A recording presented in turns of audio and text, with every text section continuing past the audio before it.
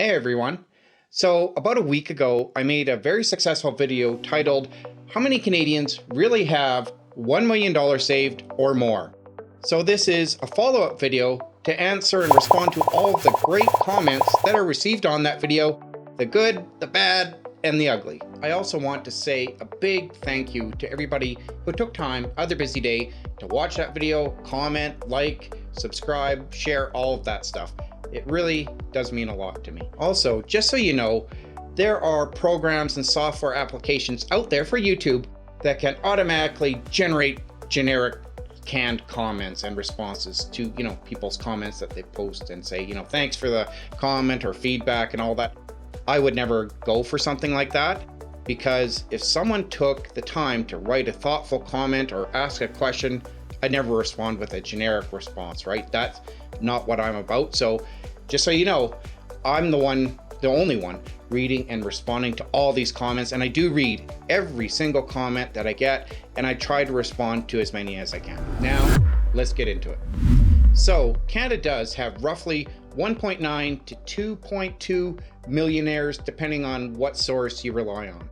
According to this UBS report on page 30, it's around 2 million Canadians that have $1 million or more in total equity. But this includes also, like I said, the equity in their home. So yes, the UBS Global Wealth Report states about 2.1 million Canadians have $1 million saved or more in USD. So the first question, by far the most asked and a very valid, insightful question, is the 700,000 to 800,000 that I quoted per individual or per household. Meaning that, well, say a couple has $2 million.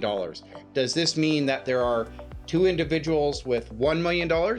When I said $700,000 to $800,000, this is per individual, not per household. So when I said there are 700 to 800,000 individuals, and I didn't clarify if that was individuals or households, that was my fault. I didn't totally explain it accurately. So leading into the second most asked question or comment, most people felt that 700 to 800, as I said before, seems a little low for that amount of individuals in Canada that only have $1 million saved or more. Like, they felt the number should have been higher. Now, looking back on some of that data, $700,000 to $800,000 was conservative. So the actual number upon further research and analysis is actually $700,000 to $900,000, not 800 like I quoted before. But a general midpoint would be 800,000 individuals in Canada have $1 million saved or more. So you can get some of this data through Statistics Canada, all these various sources that I pulled from, but there's no one single report laying out everything. Like, sure, this one UBS report said 2.1 million Canadians have 1 million or more, including the value of the house. There's no report anywhere that says, okay, well, this is the actual number if you exclude the home. So I'm pulling estimates, doing analysis. So it's rather difficult, but 800,000 for individuals in Canada is a very, very good estimate. And I checked numerous times in AI programs to help confirm this, and they say that's a good benchmark. Like, that is an outstanding benchmark. Is it totally 100% accurate?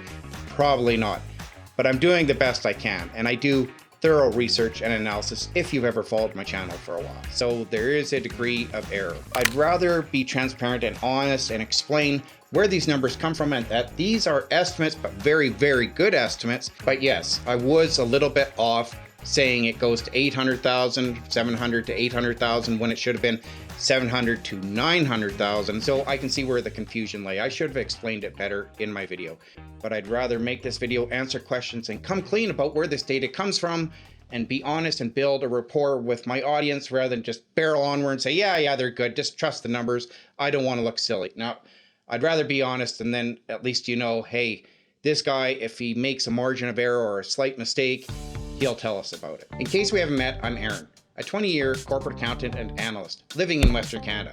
I talk about personal finance, investing, and investment portfolios. Subscribing to my channel won't get you financial freedom that many other content creators promise. However, if you want honest, transparent, informative, and I hope entertaining videos about those very subjects, as you can see, well, consider subscribing. The third most asked question is, some of those numbers were really low, like it was 400 to 600,000. What does that mean? Well, it depends what source you go to again, but this is the number of households that have $1 million in Canada or more. So 450 to 600,000 is a very solid estimate for that number. So a good ballpark or middle ground would be 520 households have $1 million or more. So like I said, it depends what port or you pull or you look at, because they don't always totally explain it. So some say 400 to 600,000, and then others say 7 to 900,000.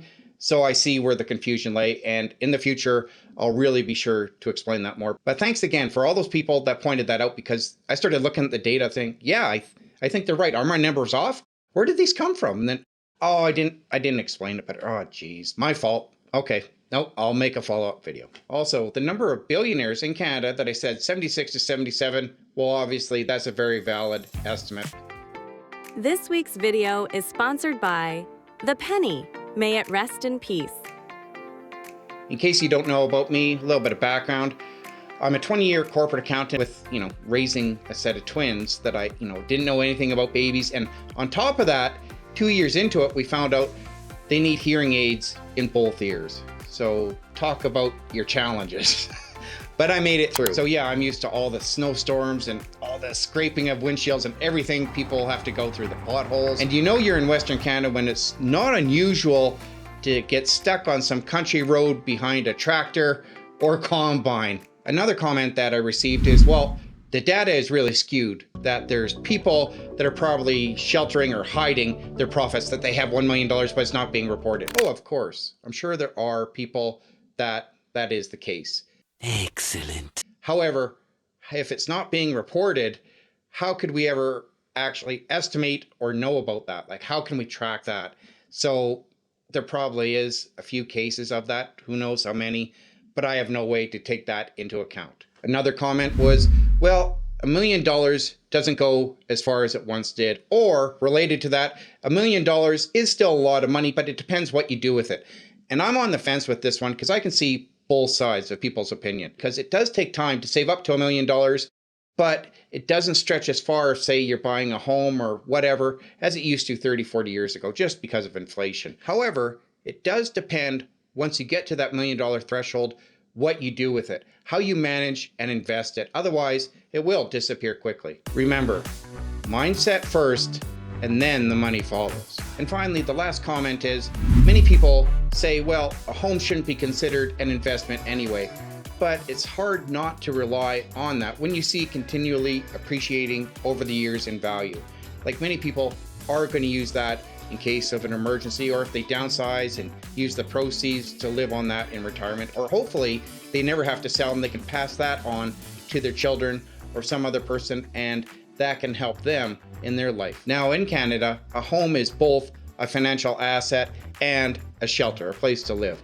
I wish it could just be treated as a home, a place to live and feel secure, but unfortunately over the last 2 decades, Canada has become heavily reliant on real estate and property values. So yeah, it's not a typical stock or equity, but you can still rely on it to a degree. But like I mentioned in my first video, I really hope that people are trying to expand beyond that, because it's not very liquid. So it's heavily dependent on the housing market. So a home does play a long-term role in a person's financial wealth, whether we like it or not. One of the best pieces of advice that I ever received was from my mom when I was very young. And she said, remember, money can't buy happiness, but it sure makes a great down payment on it. So I really hope you got something out of this.